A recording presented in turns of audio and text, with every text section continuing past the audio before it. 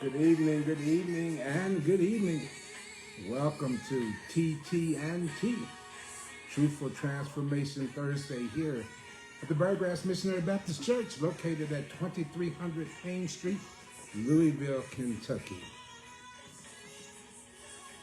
We just want to say we do not own the rights to the music that you hear playing in the background, nor do we own any rights to any of the music that we will be playing during our time together tonight. We just certainly pray that you will thank God for those who are gifted with the talents of vocals and the ability to play instruments and their willingness to be a blessing to all of us as they share their gift and talent with us. Glad that you are with us tonight, and so if you don't mind, tag someone in your contact list, share with them that TT&T, Truthful Transformation Thursday. We're live coming from the sanctuary of the Birdgrass Missionary Baptist Church. We're going to give some others a few moments to get on, and we will jump into our lesson. While we're waiting, let me say thank you to all of those who reached out to me, your phone calls, your texts, with a concern. As many of you know, here in Louisville, we had an explosion right up the street from our church. And we are praying for those who have been affected by the explosion, those who were injured and have passed. We're praying for those families, those who were victims of it. We're praying for you and your families, those who are outside of their homes, unable to get in. We're praying for you. Our church is here to serve you. We have not, as of right now, seen anything according to our ability to look concerning our church, so we will be having our regular worship service Sunday morning at 10 a.m. We will be having regular worship service here in the sanctuary Sunday morning at 10 a.m. Again, let us keep all of those that's been affected by this explosion. What a terrible thing it was. Let's continue to pray for them, that God will bless the families who lost loved ones, bless those who were injured, bless those who have been put out of their homes, unable to return because of the damage that was done. So we want to keep them all in our prayers. I want to also pray for all of our sick and shut in. Sister Joan Hughes, Mother Hughes, we're thinking about you. Sister Sana Mae Clayton, we're thinking about you, praying for the two oldest mothers of our church. We are thinking about Reverend Keith Williams. We're thinking about you and lifting you in prayer. All of those that are ailing, all of those that are convalescing, all of those that are sick, we want you to know that we're thinking of you and praying for you during your time of illness or convalescence. We also want to pray for Deacon Gene Wood. Deacon Gene Wood, we want to pray for you and your family as Deacon Wood is ailing at this point in time. We want to keep him lifted in our prayers as well. All right, while we're waiting, again, TT&T, Truthful Transformation Thursday, we are about trying to learn as much as we can to be better disciples. A disciple is a lifelong learner, and Jesus, he is our teacher. We want to learn from him to be better disciples, that we might witness better, that we might walk better, that we might love better, that we might represent God better. And as we walk our way at this time through the the Gospel of Mark. So while we're waiting on a few others to join us tonight, if you would go ahead and open your Bibles to Mark chapter 7. We're going to pick up where we left off, and that is we're going to start at verse number 24. God bless those that was with us last Thursday as we had the distinct honor of witnessing the Congressional Medal of Honor presented to a family here at Beargrass, the Lawrence family. The Lawrences goes all the way back to the beginning, 1880, and the founding of our church. That family has been in that church, and there are still relatives from the Lawrence family that are active and faithful members of our church even to this very moment. The Reverend James Elijah Lawrence, Private James Elijah Lawrence, was given the Congressional Medal of Honor in a post form. It went to his family on last Thursday. What a grand occasion. And I'm thankful to the Mont Point Marine Corps persons that are out looking for and making sure that those who served World War II during those times are honored for their service. And we appreciate everybody, Sister Juanita White, who made it happen, who did a lot of the legwork that this could come to fruition, as well as Congressman McGarvey, who was here in our sanctuary to make the presentation. So we want to thank everyone that's involved and everyone that had a part. We appreciate you so very, very much. All right, Mark chapter 7, beginning at verse number 24. Mark chapter 7, beginning at verse number 24. I will be reading from the New King James Version of the Bible. If you have a different version, then the words might be slightly different, but the meaning and the message is the same. We want to read verses 24 down through verse, I believe, number 30, 24 to 30. We find these words in Mark's Gospel. From there, he arose and went to the region of Tyre and Sidon. And he entered a house and wanted no one to know it. But he could not be hidden, for a woman whose young daughter had an unclean spirit heard about him, and she came and fell at his feet. The woman was a Greek, a Syrophoenician by birth, and she kept asking him to cast the demon out of her daughter. But Jesus said to her, "Let the children be filled first, for it is not good to take the children's bread and throw it to the little dogs." And she answered and said to him, "Yes, Lord, yet even the little dogs under the table eat from the children's crumbs." Then he said to her, "For this saying, go your way. The demon has gone out of your daughter." And when she had come to her house, she found the demon gone out and her daughter lying on the bed. That's our story for tonight. We're going to unpack this and see what the Lord has for us, see what we can learn, see what challenges us in this story about a woman, her daughter, and her encounter with Christ. Now, Mark is not the only one that tells this story. In actuality, Matthew gives us a little more detail, and that's found in Matthew chapter 15, verses 21 through 28. That's Matthew chapter 15, verses 21 through 28.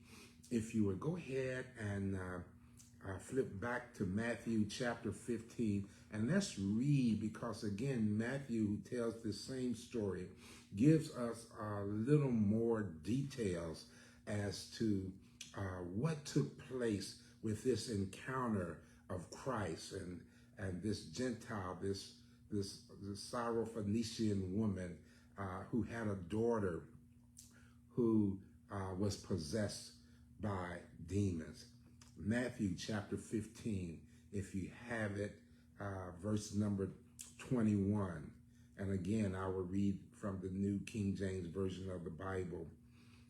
It reads, "Then Jesus went out from there and departed to the region of Tyre and Sidon.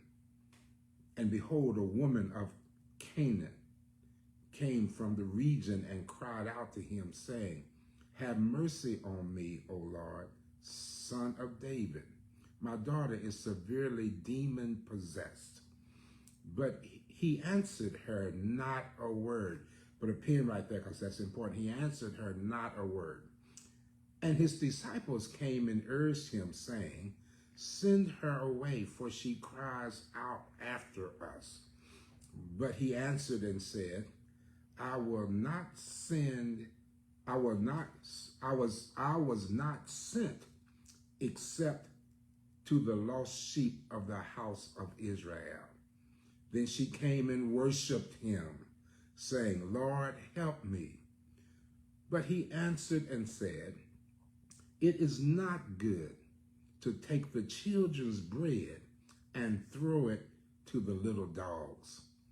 And she said, "Yes, Lord, yet even the little dogs eat the crumbs which fall from their master's table." Then Jesus answered and said to her, "O woman, great is your faith. Let it be to you as you desire." And her daughter was healed from that very hour. Again, Matthew gives us a few more details concerning this story. And so let us kind of look at both Matthew chapter 15, verses 21 through 28, and Mark chapter 7, verses 24 through 30. And let's unpack this story. I think it's important for us to learn and to glean from this occasion that both Mark and Matthew shares with us in light of what you and I woke up to Wednesday a week ago, and what I think from a prophetic position, what we must know and understand because of what I believe that is coming down the pike on all of us that live in these United States. And I think that if you are keeping up with, if you're not just getting your information from social media, if you are really looking at reliable sources for the information as to what's going on, what you and I can expect, it's kind of like the tale of two cities. We, I believe, are in a position to where we must hope for the best, but prepare for the worst. In days to come, I think that given the current elected leadership, we as the church must prepare ourselves for what could be a time like we've never seen before in people really needing the church. Now, don't misunderstand me. I am not the doom and gloom guy.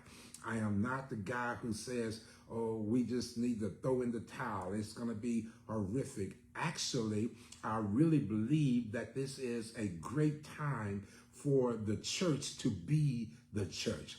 I really believe that this is a great time for the church to gear up and demonstrate and display the love of Christ. And this is a time where you and I can really take advantage of being a disciple of Christ and show the love of God to people that I believe are going to be hurting, people that I believe that had up to this point had not really given God his just due or given God an opportunity to show himself to them or for them to understand. And so let us learn from what Mark and Matthew is trying to tell us in this story, that you and I might be prepared. Because I believe that as things are going on even now, this new cabinet that will be a part of the White House, you have a person that has been slated to be the Attorney General of these United States, who is currently going through some charges of his own. You have a person that is being put in position that really on more than one front, that really don't have any knowledge concerning the position that they are being put in. And so we must prepare as the church. And again, this is not a doom and gloom situation, but it is a situation that calls us to arms. It is my job to sit on the wall and to blow the horn to make us aware as a church that the devil is ramping up to really wreak havoc, I believe, in a lot of areas. I mean, you're looking at block grants being talked about being cut. A lot of our social service organizations utilize in a very real sense and real way block grants to actually help people that really stand in the need of help. That's going to be gone. So we're pushing through our association that every church, you might want to beef up your food pantry. We're looking at certainly the gutting of DEI has taken place. Civil rights has been gutted as well.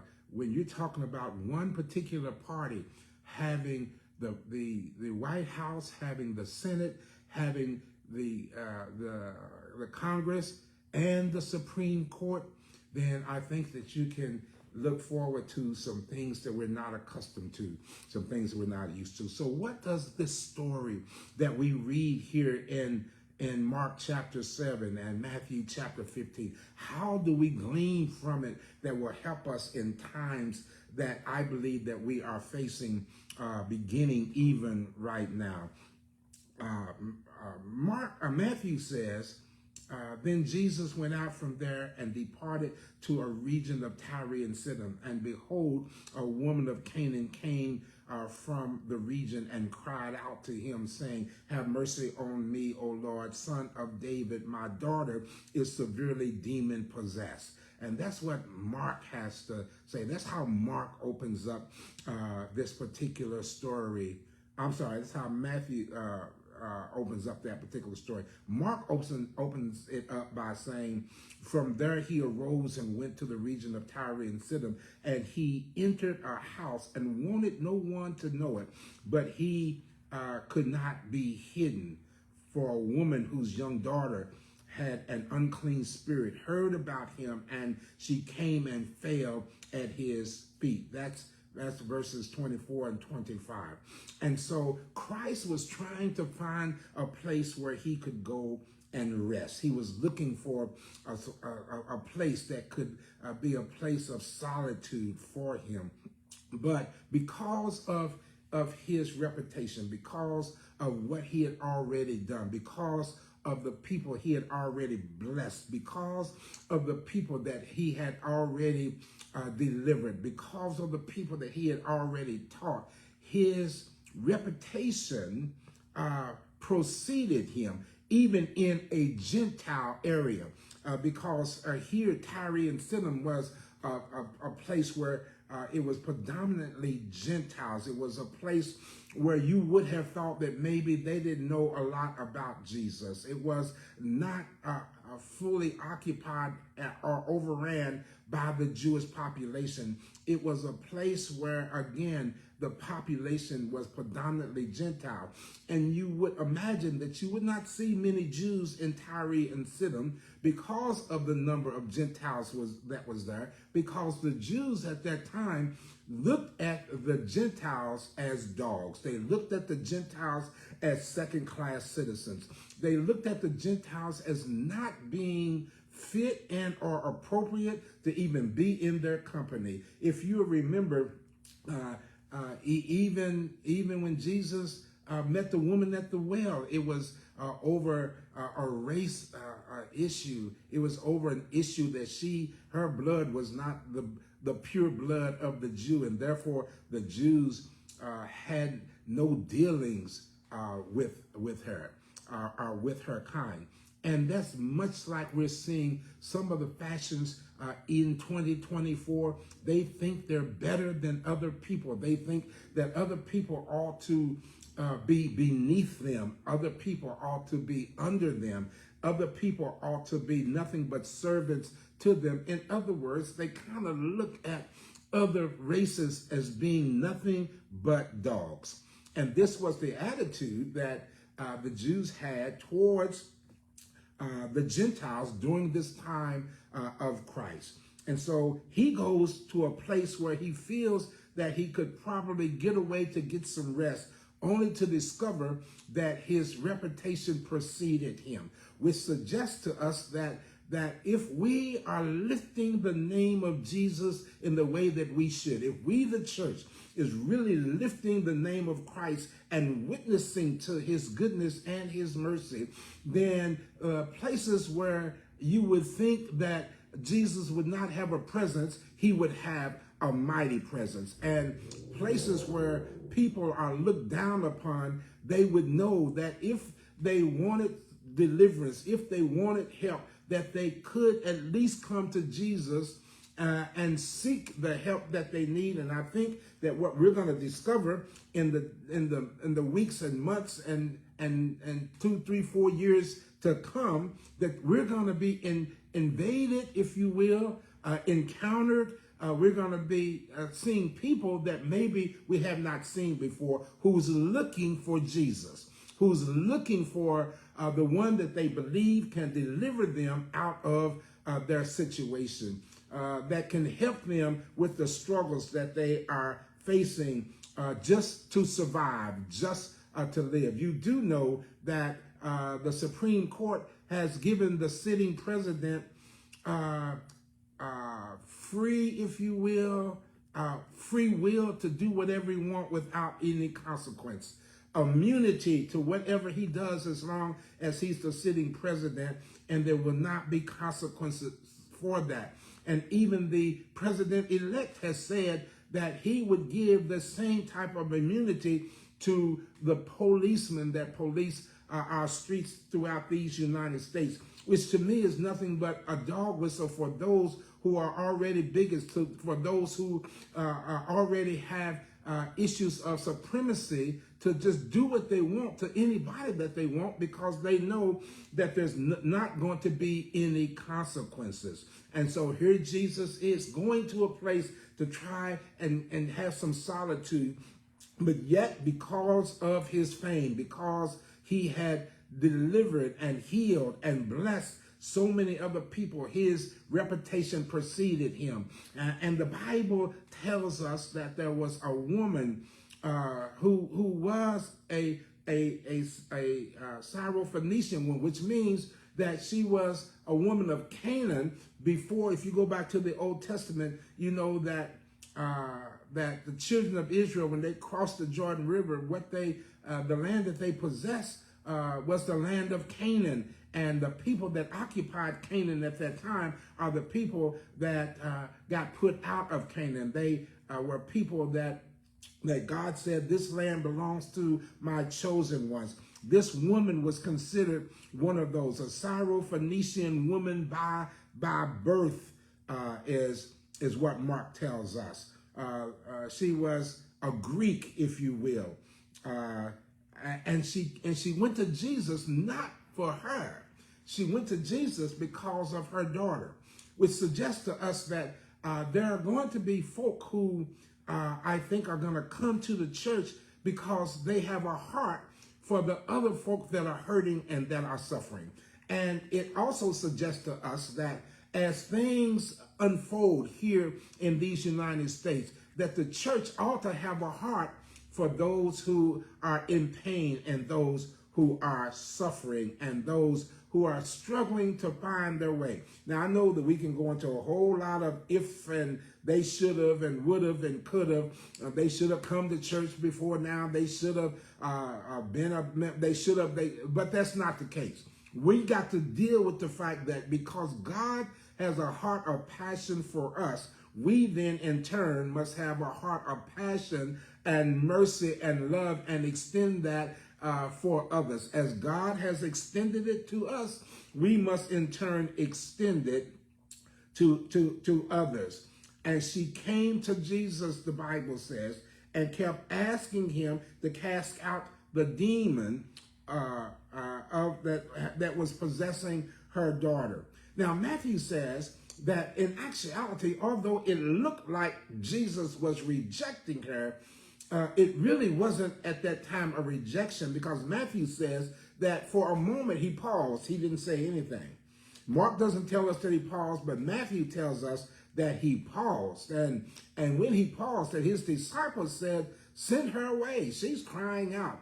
Crying out means that she came to him with passion. She came to him from the depths of her heart. She came to him with an attitude of gratitude for who he was and asking for mercy, knowing that she was not a Jewish woman, knowing that she was not of the Jewish clan, knowing that she was a Syro-Phoenician woman, knowing that she was of the Greek culture. If you remember your biblical history, during this time, there weren't really but two types of people. You were either a Jew or you were either a Greek. There was no other denominational type. There was no other racial type of labels that were put on people.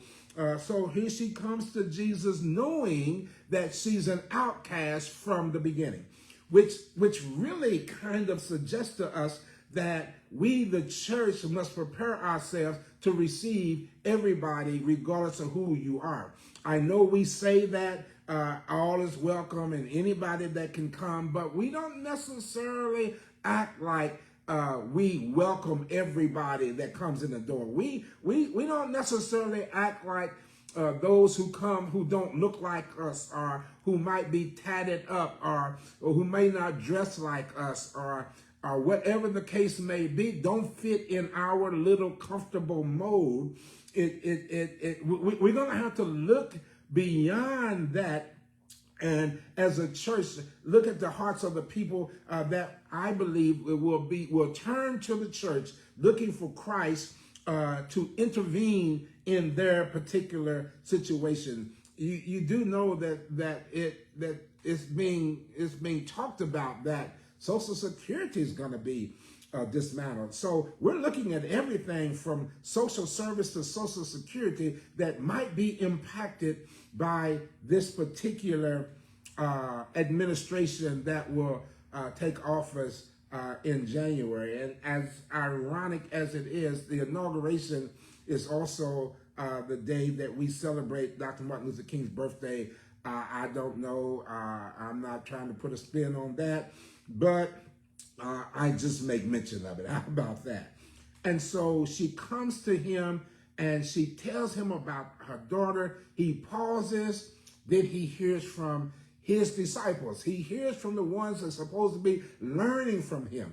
If they knew nothing else, they should have known, with everything that Jesus had done in their presence, with everything that he had taught them, that their hearts should have shown compassion towards this woman. But Matthew says that they told Jesus, "Send her away. She's crying. She's crying out. She's being loud. Look at her. No, she's not a part of us. Send her away." Verse 37 in Mark's gospel says, or 27 says, "But Jesus said to her, 'Let the children be filled first.'" That statement right there gives a sense of hope. He hadn't quite denied her, but he's saying, let the children be filled first. In Matthew, he tells us that he did not come for but the children of Israel. Mark says, let the children be filled first, for it is not good to take the children's bread and throw it to the little dogs. Now, it's kind of a situation here where you see that he's talking about and using the analogy that he came to feed Israel. He came to deliver Israel. He came to rescue Israel. And it's not good that other folk gets rescued before Israel gets rescued. Now, you also got to understand that the Jewish people during this particular time in history did not like dogs. They were not fans. Dogs weren't their pets. They did not develop a relationship or train or keep. Dogs during this time in the Jewish communities kind of ran around in packs, and they were more scavengers to clean up some of the messes than they were liked and pets of the people. But it was different with the Greek culture. With the Greek culture, they were pets, and they would make a habit of being under the table, and however crumbs got to them, whether they fell off the table or whether maybe the little children ease something under the table. You know how we used to do. For those of us who had dogs as a pet when we were kids, the dog would always be sitting around waiting for something to drop. Even to this day, my daughter's two dogs, they will sit around you while you're eating. They're waiting on you to drop something so that they can as well eat what it is that you're eating.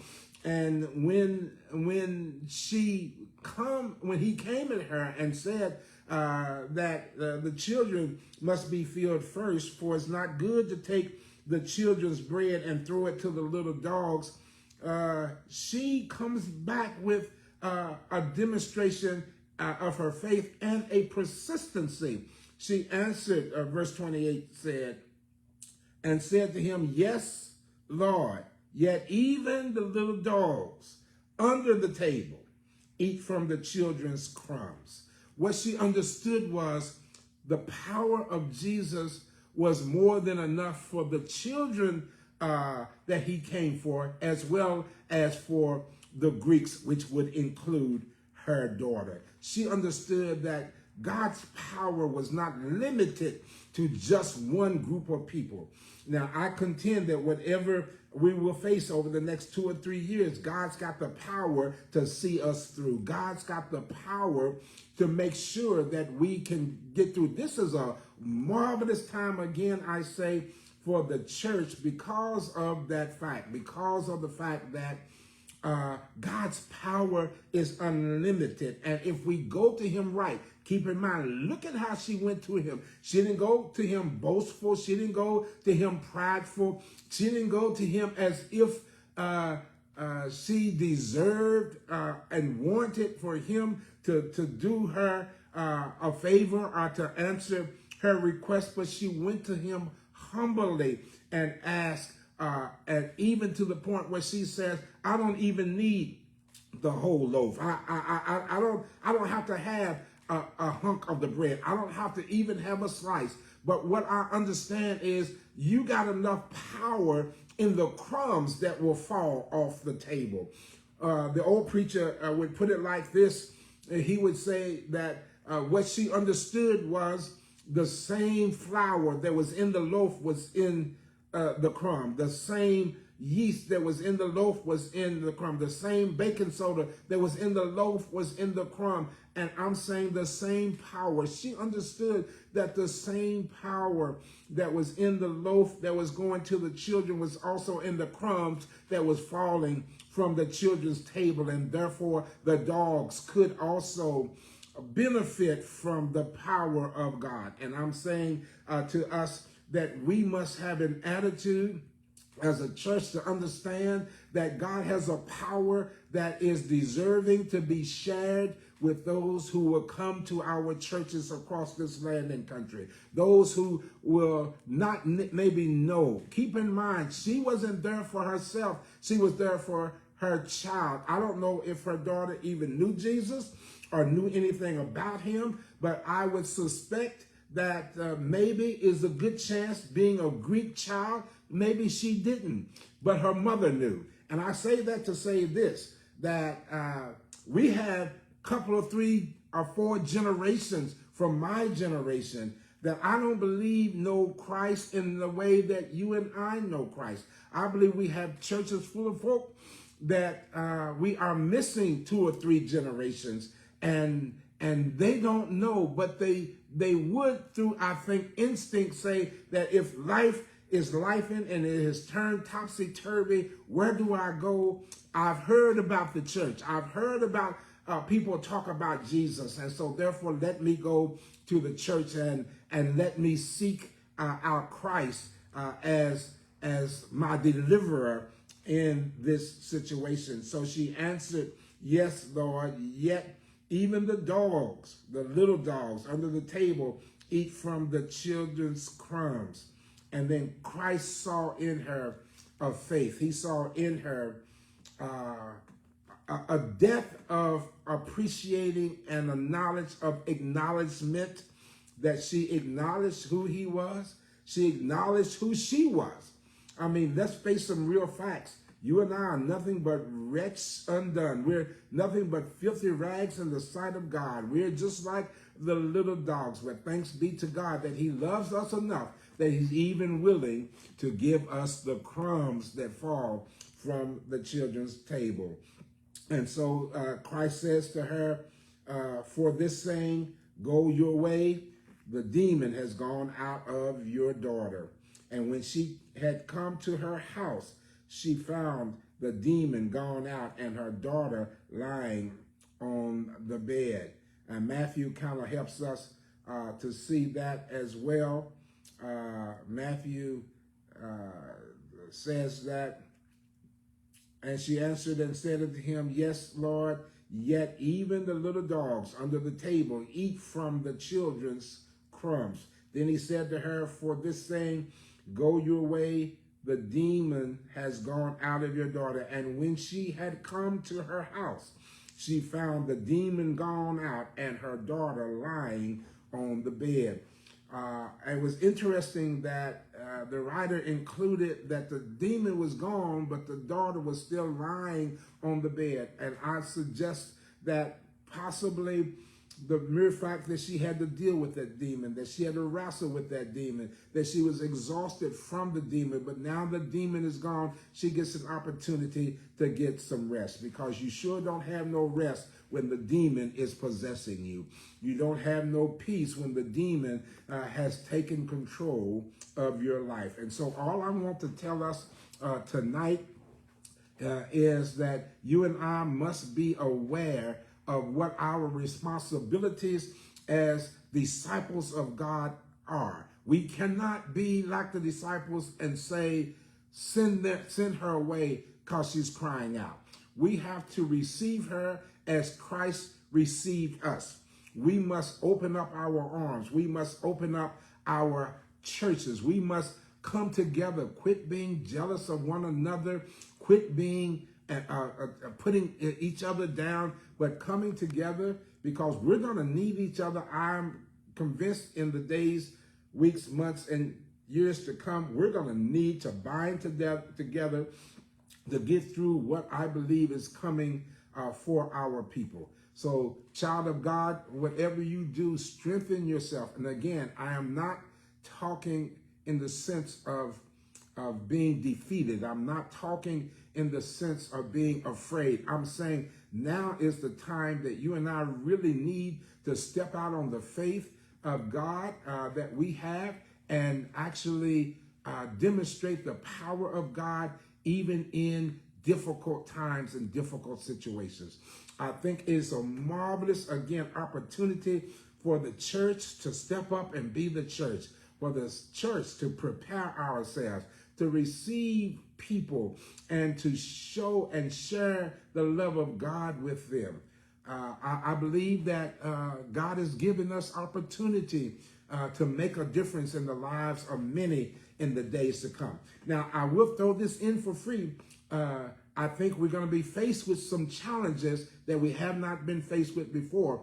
And I'm wondering if the reason behind us being faced with challenges that I believe is coming with this new administration, is it possible that because you and I, those of us that have been blessed by God, those of us who our parents, grandparents, great-grandparents, great-great-grandparents who suffered through slavery, through Jim Crow, through all of the atrocities that our people have come through.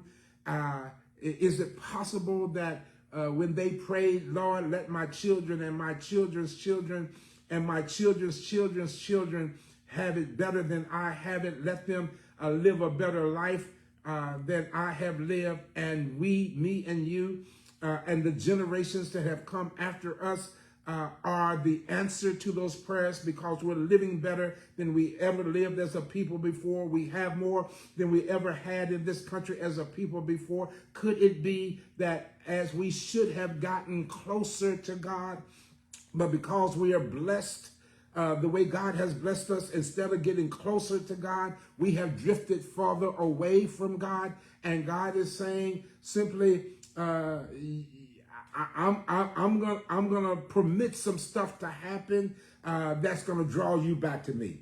He's been known to do and allow some stuff to happen that drew Israel back to him.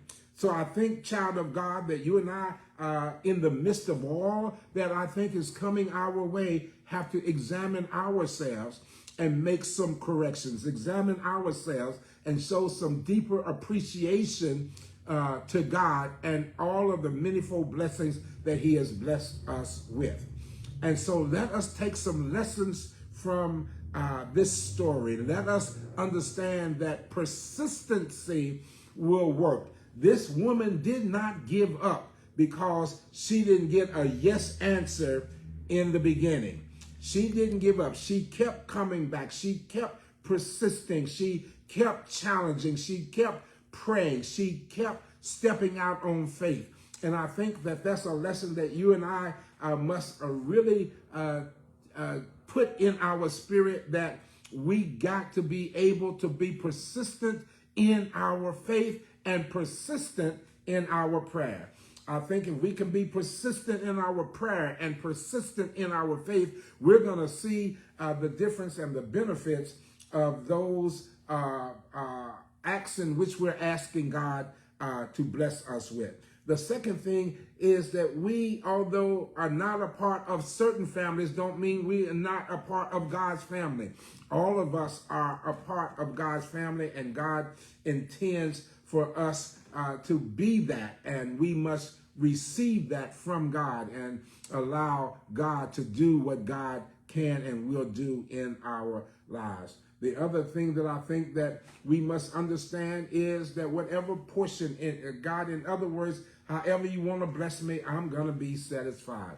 However, God, you want to bless me. If it's the crumb, then I'm blessed to receive the crumb. If it's the slice of bread, I'm blessed to receive the slice. If it's the whole loaf, I'm blessed to have the entire loaf. I think that what we have to do is understand, however God decides to bless us, then we are going to be blessed indeed. And so let's keep that in mind. Let's learn that lesson from this woman who was considered a Syro-Phoenician woman of Greek. She kept on asking.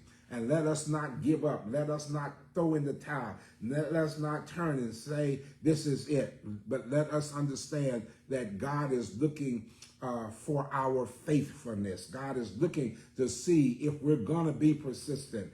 God is wanting to see if we're going to just throw in the towel when things don't quite go in a way that we think they ought to go. And so that's another lesson that I believe that we will receive from this lesson. And also, let us understand that as a church, then we ought to have the reputation of being the church of Christ. It is Christ's church. His reputation preceded him. This woman, she found him because of what she heard about him. And so we need to quit bashing churches, quit bashing each other. But those of us that are out here doing the work, those of us that are out here lifting the name of Christ, then we need to allow the reputation of Christ to precede us, and to know that we are a church where everyone is welcome because we have the love of God here.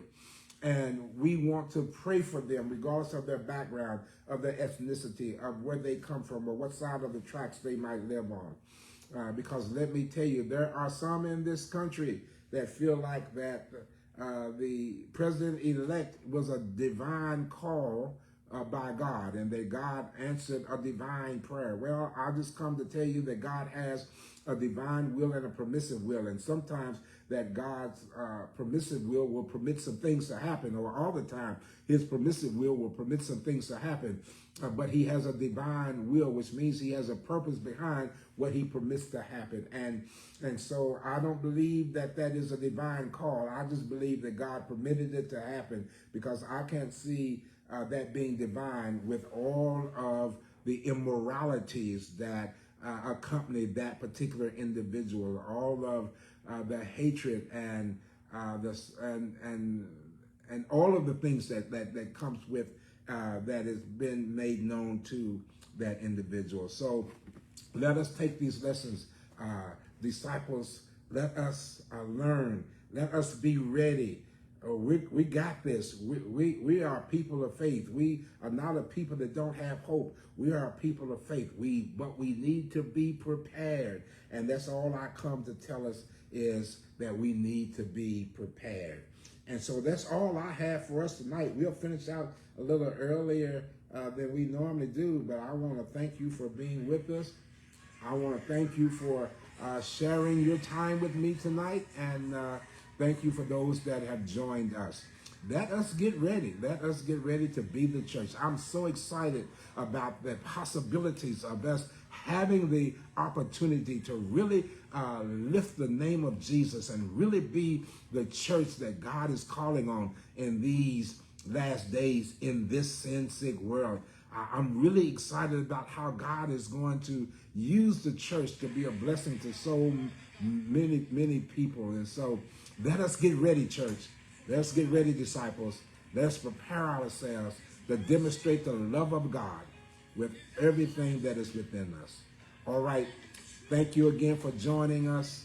We are looking forward to seeing you Sunday morning at 10 a.m. You ought to tag somebody, touch somebody, let them know that we come to worship, to praise, and to celebrate our Christ at 10 a.m. here at the Burgrass Missionary Baptist Church, 2300 Payne Street, Louisville, Kentucky. Thank you again. Let us keep those victims of the explosion, those injured of the explosion, in our prayers.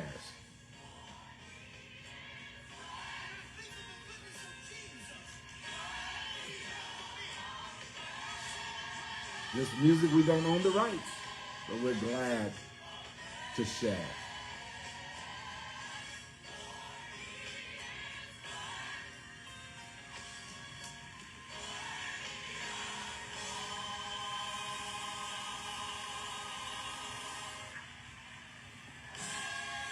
He's certainly worthy of all our praise. All right. Good night to all. We'll see you soon.